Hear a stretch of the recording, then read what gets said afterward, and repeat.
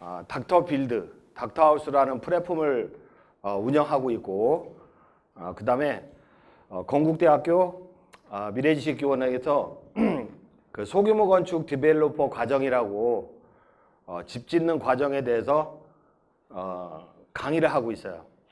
주임 교수로 강의하고 있는데 그 3월 초에 오픈을 합니다. 집 짓다 10년 늙는 이유가 뭐냐? 첫 번째 이유는 소규모 건축에 있어서는 그 조언자가 없어요. 마땅한 위험 관리할 수 있는 조언자가 없구나. 그리고 법 제도가, 우리나라 법 제도가 소규모 건축에 관해서 무신경하고 있습니다. 신경을 안 쓰고 있어요. 대규모 건축의 경우는 뭐 신탁 관리다, 뭐 전문가에 의한 시공 관리다, 뭐 자금 관리다, 이행 보증, 각종의 제도적 장치를 마련하고 있는데, 소규모 건축, 뭐 단독주택을 짓는다, 다가구 빌라 단지를 짓는다 할 때는 그런 법적인 규제가 별로 적용되지 않습니다. 일단 건축주는 경험이 없죠. 건축에 대한 경험이 없어요. 그리고 시공사, 건설업체는 영세 건축업자가 많습니다. 자기가 뭐 종합건설이라고 얘기하지만 부실한 업체들이 많다는 거죠. 이렇게 첫 번째 미준공 건물 내지 집 짓다 많은 경우는 조언자가 없구나, 법제도 내지 관리가 없구나. 근데 많은 분들이 질문을 하시더라고요. 아니, 집 질 때 보험에 가입하면 될 거 아니냐, 뭐 계약이행 보험이나 이런 걸 가입하면 될 거 아니냐, 이렇게 질문을 많이 하시더라고요. 그러나 만약에 공사대금이 10억이잖아요. 인력밖에 보장이 안 돼요. 보험으로. 계약이행 보증서 받았다고 다가 아니에요. 10% 내지 20%밖에 보장이 안 돼요. 나머지는 건축주가 관리를 해야 된다는 거죠. 그 다음에 소규모 건축업자와 계약을 한다, 이렇게 얘기했는데 종합건설이 시공하게 되면 공사비가 올라가요. 그렇다 보니까 뭐 단독주택이나 뭐 빌라 한 동 이런 것들은 종합건설이 시공을 꺼립니다. 그래서 면허대여 업체들, 현장들이 많은데 일단은 종합건설보다는 공사비가 저렴하고 업체 재무 상태는 열악하고, 그리고 무등록 개인 건축업자가 면허대여에서 짓는 현장들이 99%입니다. 설사 종합건설 업체가 직접 시공한다 하더라도 재무 상태가 아주 열악한 그런 업체와 계약하는 경우가 대부분입니다. 종합건설이 아니면서 명함만 종합건설인 경우가 있고, 공제 공탁금이 압류 조치돼서 공제증서 발행 능력도 안 되는 그런 업체도 있고요. 이렇게 부실한 업체와 공사 도급 계약을 체결하는 것이 현실이기 때문에 미준공 건물이 많이 발생한다는 거죠. 만약에 아니 20% 보험으로 보장되는 게 아니라 100% 보장되는 그런 상품은 없대요, 이렇게 또 많이 물어보시더라고요. 보통 종합건설에서 건설공제조합에 금 4억 원을 공탁하고 보증서를 발행하죠. 20% 보장되는. 근데 100% 보장된다고요? 그럼 한 50억 원 공탁해야 돼. 그래야 100% 보장받는 그런 보증서를 받을 수 있는데, 50억을 공탁할 수 있는 그러한 건설업체가 단독주택이나 빌라를 지어줄 일은 만무하겠죠. 현실적으로 보험으로 보장받기는 어렵다는 거. 집 짓다가 부도난 대표적인 사례 한 가지만 볼까요? 집 짓다가 부도난 대표적인 사례 한 가지만 보면, 중랑구 면목동에 있는 다가구 주택인데 유치권 행사하고 있습니다. 등기부 보면은 토지에, 제가 조금 빨리 할게요. 이게 원래 2시간 분량인데 1시간 분량밖에 안 되더라고. 지금 주어진 시간이 1시간밖에 안 되더라고. 그래서 좀 빨리 할 테니까 집중해 보세요. 일단은 토지에 근저당권이 설정돼 있어요. 우리은행에 근저당권이 설정돼 있죠. 요거 건축비 대출을 받은 거예요. 2012년도에. 근데 2016년도에 우리은행에서 경매 신청을 했어요. 그리고 2017년도에 낙찰이 된 사례인데,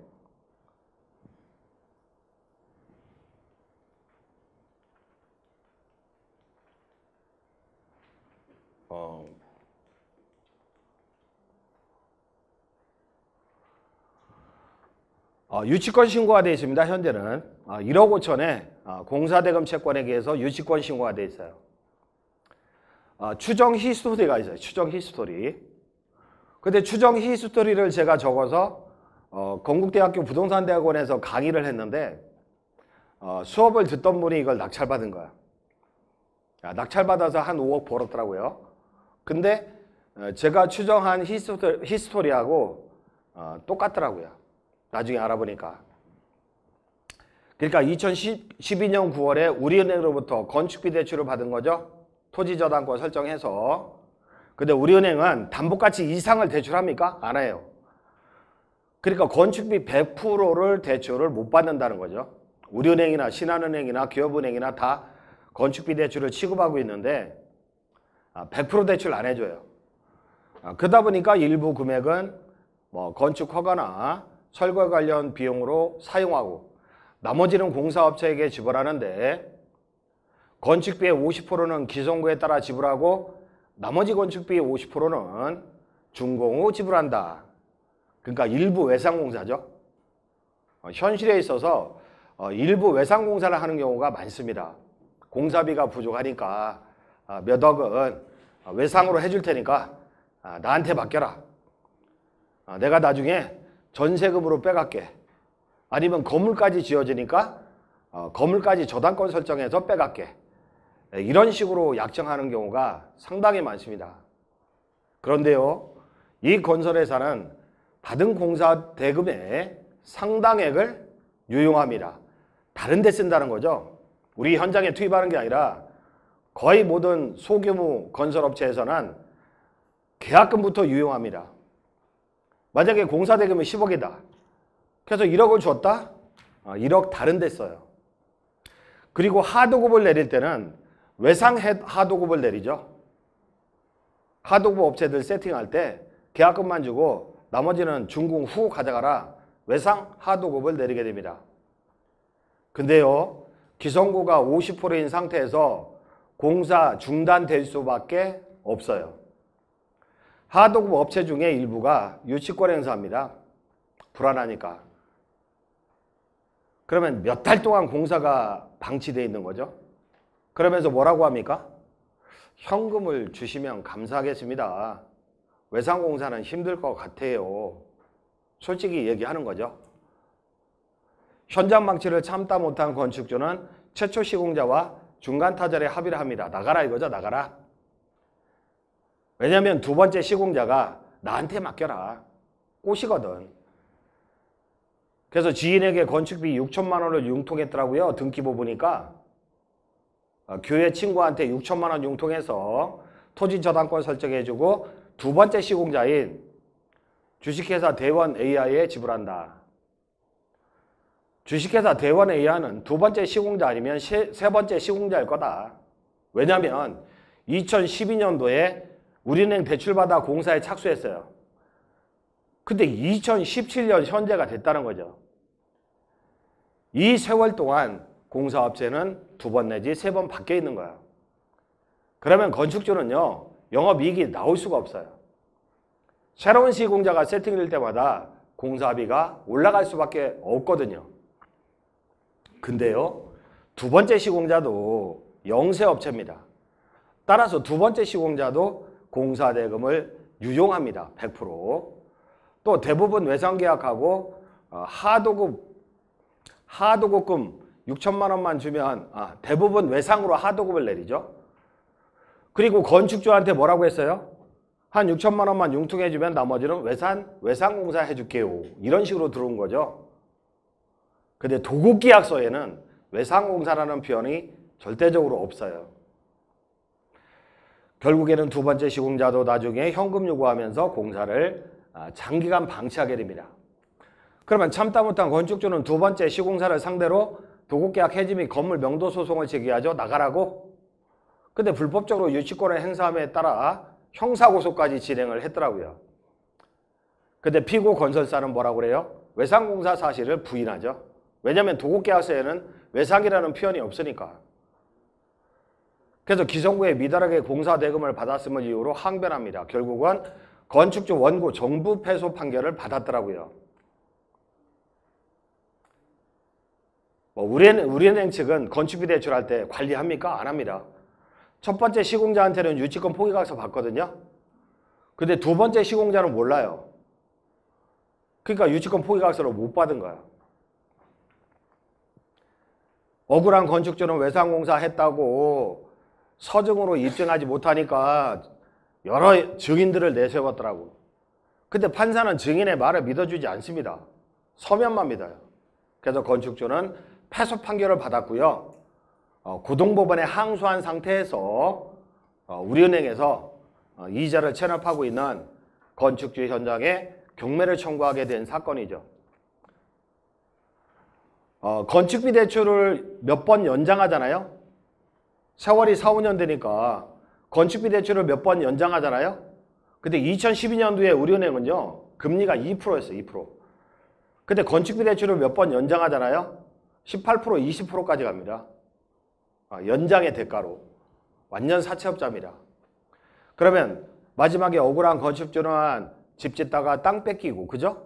신용불량 상태 되고 파산 상태에 이르게 되고 지방세나 국세를 체납하게 되고 사대보험료 체납하고 시공사와 민형사상의 송사를 벌이게 되는데 결과 빨간 글씨 보면 건축주는 우리은행, 개인채권자, 시공자, 하청업자, 법원, 검찰청, 국민건강관리보험공단, 지자체, 국가, 또 건축주를 제3채무자라는 시공자의 채권자들도 이상한 편지들 날라옵니다. 거의 매일 독촉 등기 우편을 받게 된다는 거죠. 몇 년 동안? 한 3년 동안은 집에 가보면 문짝에 집행법원 빨간 글씨로 해서 부재중 우편물이 송달되어 있는 거죠. 이 집안에서, 이런 집안에서 애들 키우고 살겠습니까? 애들 성격 이상하게 변하죠. 그러면 건축 중에 발생 가능한 법률관계 했는데 법률관계는 다른 말로 권리무관계다 그렇게 표현합니다. 여러분들 유치권 많이 들어보셨죠? 현장 유치권. 유치권은 왜 생기냐? 이거 누가 행사하느냐? 주요 발생 원인을 써놨습니다. 하도급 업체, 외상공사 내린다고 했잖아요. 공사가 장기화되면 열받아요. 그래서 하도급 업체가 유치권 행사하는 경우가 제일 많아요. 골조업체나 그 설비업체들 유치권 행사하는 경우가 많고요. 그 다음에 두 번째로 건축주와 시공사 간의 일부 외상공사를 약정해서, 근데 도급계약서에는 외상이라는 표현을 기재하지 않아요. 근데 나중에 결과적으로 장기간 현장을 방치하고 있다가 유치권 행사하죠. 현금 달라고. 그 다음에 노무자들 있잖아요. 노무자들. 그 노무자들 인건비도 열받습니다. 그러니까 빨개 벗고 돌아다니고 있어요. 유치권 행사하면서. 미치는 거죠. 그러면 유치권 행사를 막으려면 어떻게 돼? 예방책. 아래쪽에 써놨죠? 예방책. 공사대금의 흐름을 관리해야 된다. 자, 공사대금을 시공사한테 지불합니다. 그럼 시공사는 하도급 업체들한테 주죠. 하도급 업체들은 인건비나 자재비로 쓰죠. 근데 건축을 한두 번 해보시는 여러분들이 이 공사대금의 흐름을 통제 관리할 수 있겠습니까? 그냥 믿고 시공사한테 주는 거지. 근데 시공사한테 주잖아요. 거의 유용합니다. 그래서 우리는 공사 종류별로 하도급 업체별로 공사 견적서대로 직불해야 됩니다. 다만 하도급 업체 직불 계약서 도장 찍어주면 돼요? 안 돼요. 계약서에 도장 찍어주면 안 돼. 그거 들고 우리 집 압류치거든. 따라서 직불은 하되 직불 계약서 써주면 안 돼요. 직불은 하되 직불 계약서 써주면 안 돼요. 근데요, 직불을 하잖아요. 예컨대 골주업자한테 1억 원을 직불했어요. 그러면 시공자는 골주업자한테 4천만 원 꿔달라고 그래요. 리턴 받는단 말이야. 리턴. 그런 조건으로 골주업체를 세팅하거든. 그러면 나중에 골주업체는 열받아서 유치권 행사한다니까요. 따라서 견적세대로 제대로 직불을 해야 돼요. 그리고요, 이 보험에 가입했다 하더라도 공사대금의 1, 20%밖에 보장이 안 되잖아요. 그럼 그 이상 지불할 때는 어떻게 돼? 그 이상 지불할 때는 기성고 평가해서 기성고대로 지불해야 되는데 기성고 전부 주면 안 돼요. 하자가 있을 수 있거든요. 그리고 중간 타절하게 되면 손해보잖아. 따라서 기성고보다 15% 깎은 그러한 기성고를 지불하기로 약정을 해야 됩니다. 그 다음에 시공사나 하도급 업체들 전부 유치권 포기각서를 받아야 되고요. 근데 유치권 포기각서를 받아봤자 유치권을 행사하는데 어디서 갈까요, 이거? 유치권 포기각서 인감첨부해서 받았어요. 근데 유치권 행사하는데 어디서 갈까요, 이거? 그러면 명도소송해야죠. 한 3년 동안 확정 판결 받아서 강제 집행해야죠. 그럼 3년 방치해야 되잖아. 따라서 제가 그 신탁회사에 근무하는 대규모 현장을 관리하는 그 신탁회사나 건설사 친구들한테 야, 유치권 행사하면 어떡할 건데? 명도소송해야지. 명도소송해야지. 이러더라고요. 따라서 현실적으로 명도소송은요, 망하라 소리입니다. 재판을 3년 한다는 거는. 따라서 사전에 재판 없이 강제 집행할 수 있는 강제 집행력을 사전에 확보를 해야 됩니다. 이게 설계 도면 가지고 하는 재소전화야거든요. 그 다음에 가압류 들어와. 가압류 들으면 현장이 정지됩니다. 자, 주요 발생 원인을 보면 시공사, 나중에 외상공사 사실은 부인하죠. 공사 도급계약서에 도장 찍어줬죠. 우리 토지 및 우리 집안의 유체동산까지 가압류 들어와요. 인간도 아닙니다.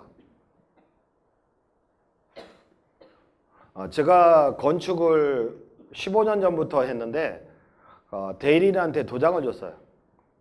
바쁘니까 현장 많고 도장을 줬는데 그 대리인이 하도급 업자한테 막 찍어준 거야. 도장을. 내 허락도 없이. 그랬더니 우리 집에 저런 거 다 붙여놨더라고.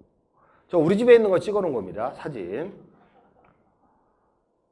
살다 보면 별일이 다 있는데 혹시 여러분들 집에 집행관들이 한 10명씩 쳐들어와 가지고 과제도구 살림살이에 압류닦기를 붙인다 하더라도 너무 속상해하지 마시고 그 기회에 가전제품 살림살이 싹 교체하면 됩니다. 너무 신경 쓰고 그렇게 살면 안 돼. 그 다음에 중간 타절로 퇴거한 사람, 중간 타절하고 나간 시공사 있잖아요. 나중에 1억 물어준다고 하고 내보냈거든. 근데 공사가 장기화되잖아요. 걔네들이 우리 땅하고 유체동산 가압류치입니다. 그 다음에 하도급 업체에 직불도장 찍어주지 말라고 했잖아요. 근데 걔네들이 나중에 우리 부동산 및 유체동산에 가압류 들어옵니다. 그 다음에 교회 친구한테 돈 6천만 원 꿔가지고 두 번째 시공자한테 주잖아요. 근데 교회 친구도 자기 돈 꿔준 거야? 친구의 친구 돈 꿔준 거야, 이거. 교회 친구도. 그러면 친구의 친구 돈이 난리치잖아요. 그 채권 양수받아서 친구의 친구가 가압류 쳐요. 그리고 가장 무서운 가압류가 뭐예요? 수분양자. 자, 빌라 10세대를 짓습니다. 근데 요즘은요, 아파트 가격이 엄청나게 올랐어요. 문재인 대통령이 아파트 가격 엄청나게 올라가는 정책을 결과적으로 썼더라고요. 그러다 보니까 분양 안 되는 빌라도 엄청 분양 잘 돼요, 요즘. 준공 나기 전에 분양이 된다니까. 준공 나기 전에. 너무 기쁘죠? 그런데 공사가 장기화되잖아. 그러면 입주 시기가 늦어지죠? 한두 달 늦어져야지. 그러면 빌라 분양받은 수분양자들이 열받으니까 내 돈 달라고 현장 가압류 쳐버려요. 그러면 이거는 완전히 부도입니다. 부도. 수분양자들이 가압류 치면 방법이 없어요. 가압류는요, 판사가 결정해서 현장 가압류 들어오는 거죠. 등기부상. 나한테 판사가 물어봐요? 안 물어봐요. 그러니까 가짜 할 때 가를 붙인 거지. 판사는 나한테 안 물어보고 채권자들 말만 믿고 현장 가압류 들은다니까요. 일방적으로. 그러니까 현장 부도라는 거예요. 그러면 가압류 예방책은 뭘까요? 일단은 외상공사하면 되겠습니까? 안 된다. 외상공사하면 안 된다. 뭐 담보가치는 5억밖에 안 되는데 어떻게 10억을 대출받아요? 가능합니다. 그러니까 일부 외상공사가 아닌 공사비 100%를 확보해야 됩니다. 어떻게 100% 확보해요? 에쿼티라고 표현하는데 에쿼티 5에서 30%. 강남 같은 데는 에쿼티 5%만 있어도 돼요. 강남 3구 같은 데는 에쿼티 5%만 있어도 되고 강남 3구 이외 지역은 에쿼티 10%에서 20%는 있어야 됩니다. 지방도시는 30%까지 요구합니다. 그 얘기는 땅값하고 건축비가 20억이다. 땅값하고 건축비가 20억이다. 그러면 에쿼티 10%라는 표현은 뭐야? 2억. 2억만 있으면 20억의 사업을 할 수 있습니다. 나머지 대출을 받을 수 있다고요. 18억을. 그러면 18억의 이자가 장난이 아니겠네 이렇게 생각하시죠? 아닙니다. 우리은행, 신한은행, 하나은행에서 건축비 대출하는 거는 일시불 대출이 많거든요. 일시불. 근데요, 저축은행이나 신협은 금리 4%밖에 안 하잖아요. 신협이나 심지어는 P2P 업체까지도 이용하는데 그런 데는 마이너스 대출합니다. 기성고 올라갔을 때 그만큼 대출한다고요. 마이너스 대출. 일시불 대출이 아니라. 그러다 보니까 신협에서 금리 4%다. 저축은행에서 금리 7%다 하더라도 그게 과한 거는 아니라고. 네? 질문은 끝나고 진도 나가야 돼. 진도. 현재로는 지역에 따라 틀려요. 지역에 따라 물건에 따라 틀려요. 그게. 그래서 공사대금 100%로 확보해야 된다. 그 다음에 직불 요청서엔 직불을 하되 직불 계약서에 도장 찍어주지 말 것. 그 다음에 초기에 민사신탁고 공사 착수해라. 준공 일정 철저히 관리해야 된다. 10% 공정 지연한다. 내보내라. 퇴거약정 강제 집행령 확보해야 된다. 자 보시면 대규모 아파트를 시공한다. 아파트 1000세대를 시공한다. 그러면 무궁화 신탁이다, KB 신탁이다, 아시아 신탁이다 이런 데서 신탁 관리하죠. 그죠? 만약에 그 땅이 신탁이 되어 있다면 가압류가 들어올 수 있어 없어? 없어요. 못 들어와요. 그래서 신탁은요 방어벽이라고. 초기에 신탁으로 들어가야 돼요. 근데 내 땅 70평, 80평, 100평 가지고 소규모 건축을 하는데 아시아 신탁, 무궁화 신탁에서 신탁을 받아줘요? 안 받아줘요. 왜? 돈이 안 되니까. 큰 건 하기도 바빠 죽겠는데 소규모 건축하는데 신탁관리 해주세요 하면은 해주냐고. 안 해주잖아요. 안 해주잖아. 그냥 일반 저당권을 설정한단 말이에요. 그러면 일반 저당권을 설정하게 되면 후순위 가압류들이 들어오잖아요. 후순위 가압류들이. 따라서 신탁 관리해야 되는데 그 민사신탁이라는 제도를 이용하면 가능합니다. 소규모 현장도 가능합니다. 찾아보시고 그 다음에 저당권 설정되는데 저당권의 발생 원인은 금융권에 의한 공사대금 대출이 있어요. 토지저당권 설정하죠. 그 다음에 공사대금 지인한테 돈을 꿨다 할 때도 저당권 설정해달라고 요구해요. 그 다음에 대부업체에 의한 공사대금 대출,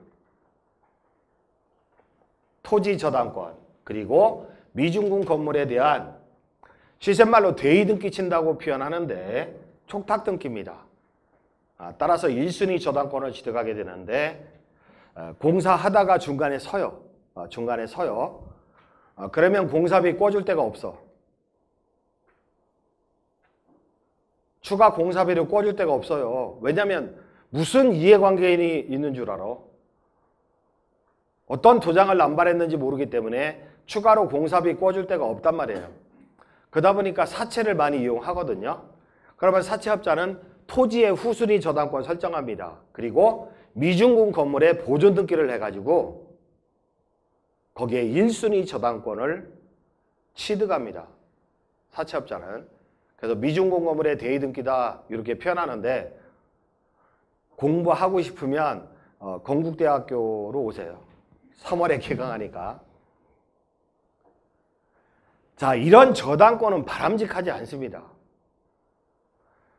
어쨌거나 토지나 건물의 저당권 설정해서 건축하는 것은 절대적으로 바람직하지 않습니다. 왜요? 후순위, 압류, 가처분 별게 다 들어와. 부장이 안 돼 그러면. 빌라 부장이 안 돼. 어떻게 해야 돼요? 방법은 담보신탁부 대출하고 민사신탁입니다. 자, 일단은 신협에서 대출을 한다. 자, 신협에서 아무리 소규모 대출이라 하더라도 모아서, 자, 신협이 한 현장에 5억씩 대출해요. 그러면 10개 현장이면 50억 대출하는 거죠. 10개 현장이면. 그러면 신탁 거래를 틀 수 있겠죠. 신탁회사에서 해준다고. 신한은행, 우리은행, 하나은행에서 하면 신탁회사에서 안 해줘요.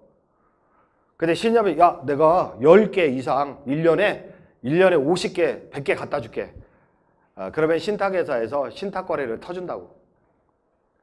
따라서 신협이든 저축은행을 이용하게 되면 담보신탁부 대출을 받을 수 있는데요. 그렇게 되면 후순위 가압류가 못 들어와요. 그 다음에 신협이나 저축은행이나 이런 데도 막 저당권 설정하는 데도 있어요. 은행마다 틀려, 지점마다 틀리고. 이런 경우는 우리가 민사신탁을 이용하는 게 바람직하다. 내가 우리 어머니 이름으로 신탁해 놓는다고. 그러면 그 이후에 압류, 가압류가 못 들어와요. 그 다음에 공사대금의 유용, 횡령입니다. 횡령. 소규모 건설업체는요. 소규모 건설업체는 자, 공사비 10억 중에서 초기 자재비도 들어가고 하니까 2억을 주잖아요. 자, 공사업자한테 2억을 주잖아요. 그러면 그 친구는요. 한 4천만 원 외상공사 다 세팅하고요. 계약금 주죠. 하도급업체한테. 그리고 나머지는 1억 6천은 지가 씁니다. 다른 현장에 물려있는 데 투입한다든지 자기가 유용을 한다고요. 여기도 시공업체 계시죠. 물론 훌륭한 시공업체도 있는데 90%의 시공업체는 우리와 유전자 구조가 틀립니다. 내 DNA 구조가 틀리기 때문에 무조건 유용한다. 자, 시공자를 믿고 계약금이나 기성금을 지불한다. 그럼 시공자는 그 공사대금을 유용합니다. 그 다음에 시공자 하도급 업체를 믿고 공사대금을 직불해요.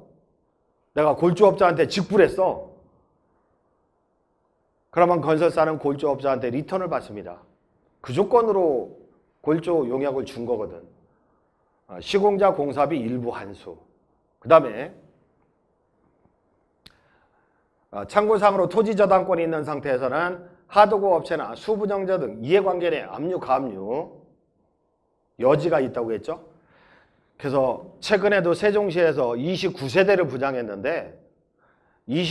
분양했는데 초기에 다 완판을 쳤어요. 완판. 진짜 분양 잘 됐는데 결과적으로는 망했습니다. 망했습니다. 최근에 양평에서 한옥마을을 조성했거든요.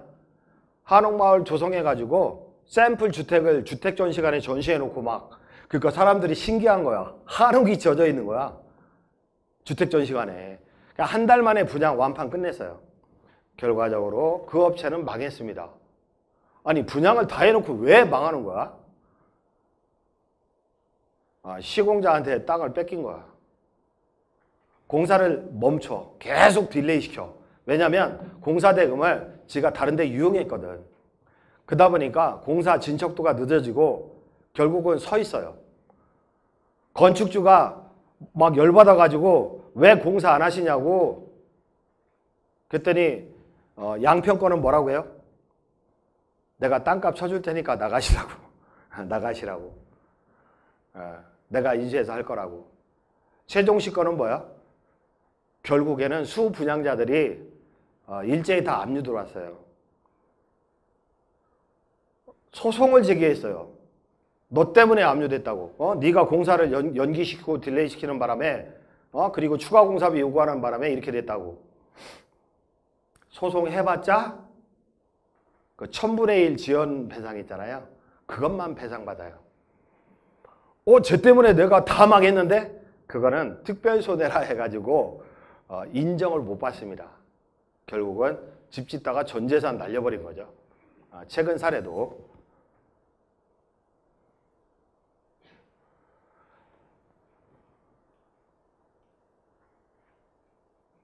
그래서 공사대금의 유용을 막으려면 어떻게 돼? 공사대금의 유용을 막으려면 어떻게 돼? 첫 번째로 계약이행보증보험증권이나 공제증서를 받고 계약금을 줘야 돼. 만약에 들고 도망갔어요? 그럼 보험금 타먹을 수 있어요. 자재값 달라고 그래요. 자재값, 선급금. 그러면 선급금 이행보증보험증권 받고 선급금을 줘야 돼요. 들고 도망가면 어떻게 해요? 그럼 보험금 타먹을 수 있어요. 근데 초과되는 부분에서 사고를 하죠. 그 다음에 하도급 업체들 세팅할 때 지 맘대로 하도급 업체와 계약하도록 내부로 두면 안 돼요. 하도급 업체 복수 데려와. 복수로 데려와. 그리고 최종적으로 내가 선택해야 돼. 그래야 지들끼리 짜고 리턴하는 걸 막을 수 있거든요. 그 다음에 견적의 적정성도 검토를 해야 돼요. 오바 견적 내가지고 리턴 받는 경우가 많거든. 그 다음에 모든 하도급 업체와 성실 서약서를 받고 유치권 포기각서 받고 강제집행력을 확보해야 돼. 소송 없이 집행할 수 있는. 자, 그 다음에 공사대금의 초과지급이 엄청 많습니다. 아니 내 눈으로 봤을 때 공정률이 30%밖에 안 되거든요. 내 눈으로 봤을 때 공정률이 30%밖에 안 되는데 돈은 10억 중에 5억이 나가는 것 같아. 초과지급이죠. 왜냐면 아니 2월 20일이 됐는데요. 왜 돈 안 주세요? 그러는 거야. 날짜가 됐는데 왜 돈 안 주세요? 그러는 거야. 왜냐면 도급계약서에 뭐라고 썼어요? 2018년 2월 30일 중도금 2억 원 지급, 2018년 3월 30일 2차 중도금 2억 원 지급, 뭐 이런 식으로 쓴단 말이야. 다. 도급계약서를. 그러면 망합니다. 어떻게 써야 돼? 예방책 보시면 예방책. 자, 지불 날짜 이외에 플러스해서 기성률을 특정한 중도금 지급을 약정해야 된다. 뭔 소리냐? 예컨대 2018년 2월 30일 기성고 50% 달성 시 기성금의 40%까지 지불한다. 이렇게 써야 된다고. 이해돼요? 그래야 오바 지급하는 상태를 막을 수 있어요. 그 다음에 법정관리자 이외에 기성고를 판단할 수 있는 전문업체를 동원해야 됩니다. 규성고 판단 누가 하는 거야? 내가 해? 나 못하잖아. 그럼 우리 법정 감리자가 해요? 안 해줘요. 별도 업체를 써야 돼. 돈 얼마 안 해요. 그렇게 규성고를 평가해야 돼. 제가 닥터 필드잖아요. 거기서 합니다. 보시면 자, 준공기한의 연장. 자, 이거 문자 캡처해 놓은 거죠? 지금 10월 28일인데 조금 있으면 눈 와요. 외관도 조경도 첨부 사진 정도의 공정입니다. 빨리 좀 진행해 주세요. 시공자한테 보낸 거죠? 근데 시공자는 답변이 없는 거죠? 미치는 거지. 자, 준공기한 연장의 원인이 뭐냐? 외상공사 후 현금 요구하는 과정에서 태업을 한다고, 태업. 그 다음에 재시공에 따른 공사기간의 연장. 설계대로 시공 안 해놨다고. 그럼 뜯어가지고 다시 시공하려면 공사기간이 연장될 수밖에. 그 다음에 일정관리 부재에 따른 공사 중단기간의 발생. 저희는요, 현장에 CCTV를 사면에 달아놔요. CCTV를. 어저께는 저희가 관리하는 현장에 아침에 CCTV를 보니까 그 CCTV 보는 거 어렵지 않습니다. 움직임이 있을 때만 작동합니다. 요즘 CCTV는. 움직임이 있을 때만 작동하는데 이웃집 사람이 침대 가구를 새벽에 갖다 버리고 도망가더라고. 현장에.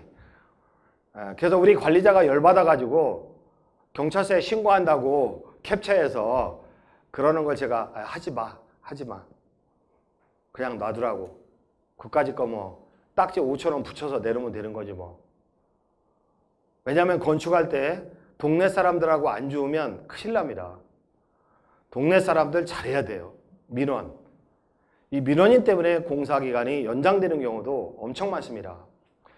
민원인 상대 잘못하면요, 이 사람들이 공사 차량 진입로에 자기 차 받쳐놓고 어디 갔다 와요. 하루 종일. 미치는 거야. 이런 식으로 그 보상을 요구하는 민원인들도 많거든요. 그래서 초장에 인사 잘해야 돼요. 갈비짝 들고 돌아다녀야 돼요. 그럴 의무는 없지만 그냥 귤상자 하나 갖다 주고 그러지 말라고. 갈비짝.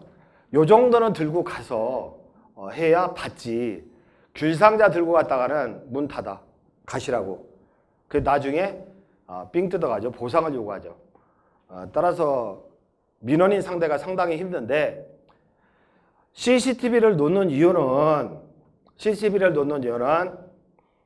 출입 인력을 관리하는 거죠. 사안제보험 가입해야 돼요. 왜냐하면 건축주 책임으로 와요. 직영공사 소규모 건축은 만약에 공사다 누가 죽잖아요. 누구 책임이야? 직영공사 현장인데 내 책임이에요. 내 책임. 민사 책임 전과자 됩니다. 공사도 전과자 된다고. 너무 무서워서 건축 안 할래 이러신 분들이 있더라고. 그렇기 때문에 CCTV를 철저하게 관리해야 돼요. 외국인 노동자가 들어오네. 개난리를 쳐야죠. 왜? 산재보험 가입 능력이 자격이 안 되는 인력들도 쓰고 막 그러거든요. 그러다 보니까 CCTV 관리를 해야 된다. 자, 예방책은 100% 공사대금 확보 후 도급계약해야 되고, 설계에 따른 공사 진행을 관리할 수 있는 감리자를 활용해야 되고, 공정피해에 따른 공사 일정을 관리 감독할 수 있는 전문업체를 활용해야 된다. 자, 안전사고의 발생. 대인 대문 사고가 발생하면 건축주는 형사처벌됩니다. 민사 책임 등의 가능성도 있죠. 얼마 전에도 저희 현장에 크레인이 넘어졌는데 좀 이렇게 언덕이 된 현장이거든. 언덕이 있는. 근데 크레인 다리를 잘못 세워가지고 푹 빠져버린 거야. 한쪽 다리가. 크레인이 넘어가서 이웃집 한 층 날아가 버렸어요. 그리고 인부 2사람이 다리가 부러졌어. 나 죽은 줄 알고 얼마나 놀랐는지 몰라. 근데 CCTV에 다 찍혀있죠. 누구 과실인지 여부도 다 나오죠. 그죠? 크레인 기사 잘못이야. 딱 보니까. 증거가 있잖아요. 근데 문제가 안 되는 게 뭐냐면 크레인 업체가 삼성화재 보험에 가입돼 있어요. 다행히. 사전에 확인하고 드리는 거죠. 사전에. 보험 가입 여부를 다 확인해야 돼. 그래서 삼성화재에서 그 보상금이 나온다 이거죠. 보상금이. 근데 크레인 업체는 골조 업체가 드리는 업체인데 골조 업체도 관리 감독의 과실이 있거든요. 그래서 20% 과실 책임을 골조 업체가 지게 된 거죠. 건축주가 뭐 부담한 건 없고요. 만약에 보험 가입이 안 돼 있잖아요. 건축주까지 소장 날라고 그럽니다.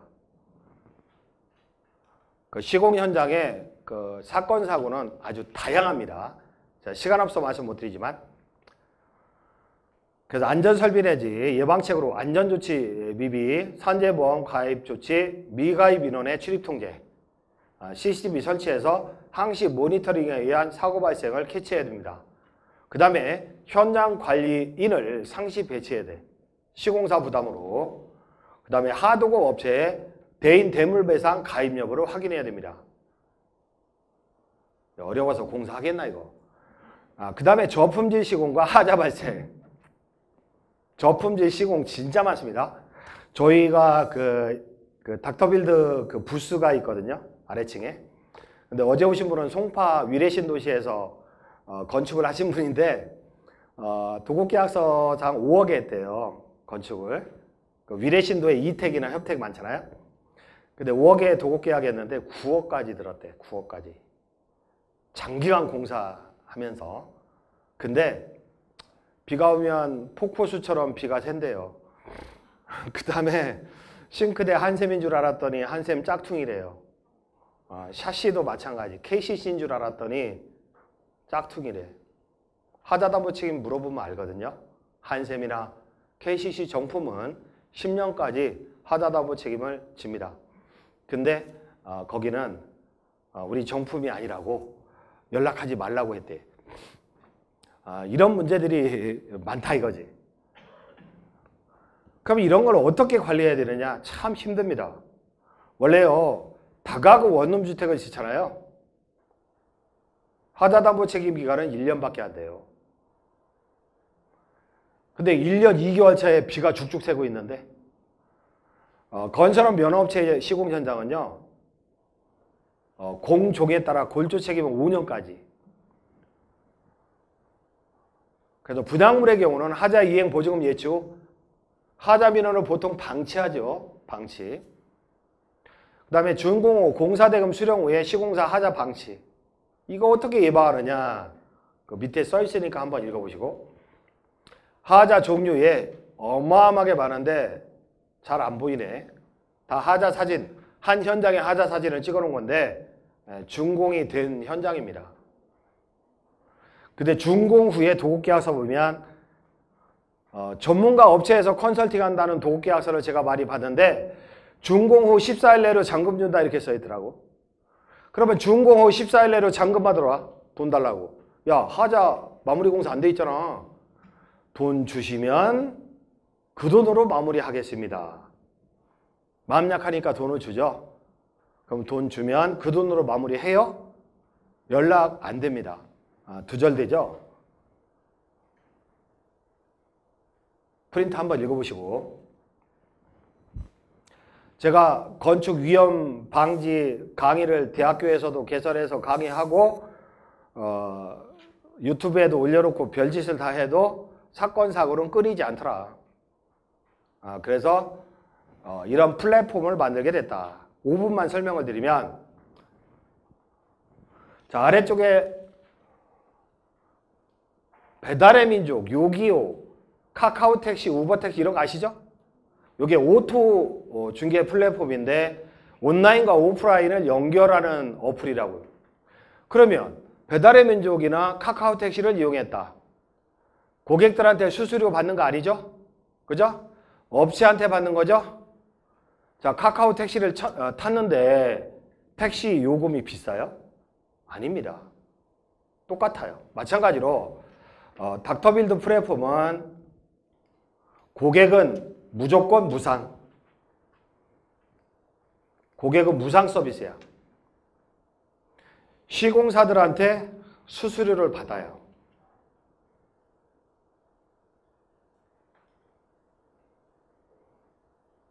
그러면 시공사가 짜증나지 않냐? 자, 배달의 민족을 운영하면서 식당 업체들한테 수수료 받죠? 그 식당 업체들 짜증나잖아. 근데 우리가 시공사들한테 수수료를 받는다. 그럼 시공사가 짜증나죠. 그 어떻게 해야 돼요? 보통 소규모 건설회사들은 자재를 구입할 때 외상으로 돌립니다. 내가 그렇게 외상하지 말라고 해도 지들끼리 몰래 외상 돌리더라고. 그래서 우리는 현금으로 다량 구매, 공동 구매합니다. 자재를. 원래 제가 자재를 하다 보니까 그래도 공사비의 절반을 차지하는 자재값을 절감하죠. 원래 적정 공사비가 얼마 안 되거든요. 근데 소규모 건설 현장은요, 공사비가 부풀려져 있어요. 뭐 강남권에서는 뭐 평당 5, 600달러, 그 밖에 지역에서는 평당 4, 500달러 그렇게 얘기하죠. 근데 그게 다 부풀려져 있다고. 외상공사들이 많다 보니까. 그래서 공사비는 오히려 절감돼요.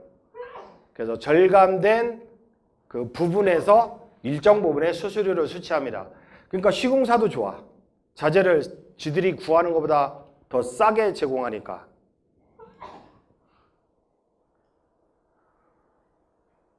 요거는요, 이제 건축주가 닥터빌드에 기획안을 요청하죠.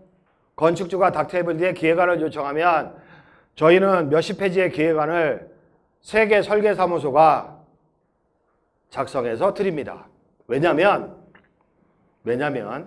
정형화된 토지는 괜찮은데 서울 시내의 땅 모양이 정사각형이 아닌 이상한 땅들 많죠. 서울 시내에. 그러면 A 설계업체에 의뢰하니까 용적률이 150% 나와. 150%. B 설계업체한테 의뢰하니까 용적률이 130% 나와. 근데 전문업체한테 의뢰하니까 199% 나와. 용적률이. 북쪽에 도로가 있어. 3m 도로야. 3m 도로. 근데 저희는요, 그걸 4m로 치거든요. 4m로. 어차피 50씩 뛸 거잖아요. 그래서 저희가 지역에 따라 구청 인허가 담당 공무원하고 엄청 싸워요. 이게 왜 4m지 3m냐고. 용적률의 차이가 엄청나거든요. 원룸 2개가 날아가 버려. 이렇게 어떠한 설계업체한테 의뢰하느냐에 따라서 한 층이 날아갈 수도 있고 한 층이 더 생길 수도 있단 말이에요. 따라서 저희는 3개 업체에 기획안을 받아요. 그러면 우리 도움하에 1개 업체를 선택하죠. 요거 마음에 든다. 디자인도 멋있고 용적률도 많이 나오고 모양도 괜찮다. 그러면 탈락한 2개 업체한테 50만 원씩 위로금 줘요. 기획안 3개를 받고 하나 선택하죠. 탈락한 2개 업체한테 50만 원씩 위로금 줘요. 처음에 건축주가 200만 원 결제해요. 설계 인합비로. 자, 그 다음에 시공 견적을 받습니다. 3개 건설사한테 물론 직영도 합니다. 견적을 받는데 항목별로 과다 예상된 부분은 삭감합니다. 저희가. 그래서 1개 시공사를 선택하죠. 그러면 탈락한 2개 업체한테 50만 원 위로금 줘요. 그렇게 200만 원을 사용합니다. 물론 설계업체나 선택당한 설계업체나 선택당한 시공자한테 1000만 원 깎아달라고 합니다. 200 주고 1000만 원 돌려받는 그런 식으로 세팅을 합니다. 그 다음이 더 중요하죠.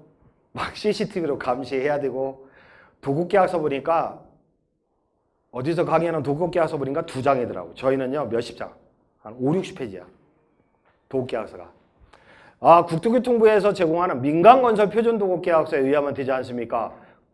국토교통부에서 제공하는 민간건설 표준도급계약서에 의해서 도장 찍잖아요. 그 순간 가불이 바뀌어요. 아마 시공업체 로비로 만들었나 봐. 그거는. 저희는 철저하게 건축주 입장에서 도급계약서를 다 수정해요.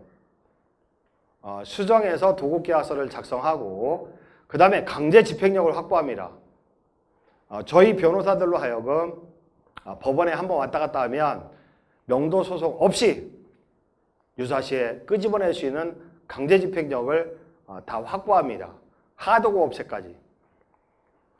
그 다음에 규정관리를 철저히 해서 그 15% 미만에서 지불을 합니다. 근데요, 준공 후 분양, 저희가 현재 분양 현장이 많거든요. 분양 대행 사업도 합니다. 워낙 광고력이 있다 보니까 저희가. 근데 착공부터 뭐 기획부터 준공 후 분양까지 저희가 하는데, 아니 그래도 시공사가 갑자기 부도나고 망하면 어떡하냐. 시공사가 갑자기 망하고 부도나면 어떡하냐.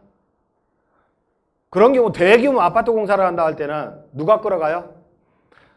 대한주택보증, 대주부에서 끌어가죠. 마찬가지로 만약에 시공사가 부도가 났다? 에이, 재무제표를 봐도 전년도 재무제표잖아요. 공신력 떨어져요.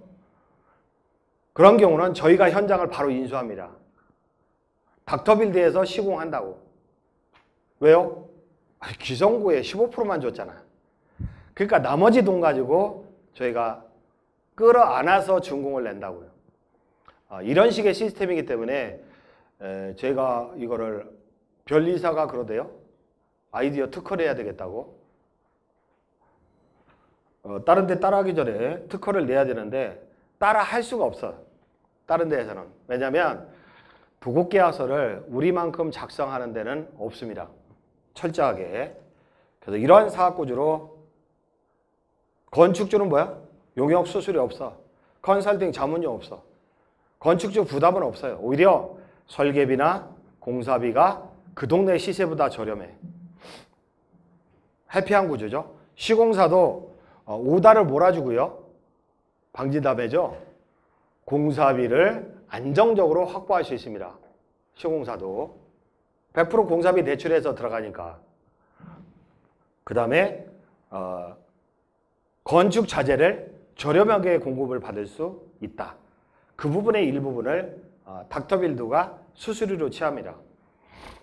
이런 3점 만족 구조고, 그 다음에 나머지 마무리는요. 분명 건축하면 돈이 된다. 돈 번다. 정말로. 그런데 대부분의 일반인들은 돈을 못 번다. 아까 명목동 사례처럼 집 짓다가 땅 뺏기고 아니면 준공을 냈다 하더라도 적자 보는 그런 사태를 맞이하게 되죠. 보통 집 한 채 지는데 4개월에서 뭐 3개월에서 6개월 사이에 짓는다 할 때 대부분의 현장은 뭐죠? 1년, 2년 걸리잖아요. 얼마나 속을 많이 썩느냐. 그래서 저희는 속 썩을 일도 없어요. 건축주나 저희나. 해피한 사업구조로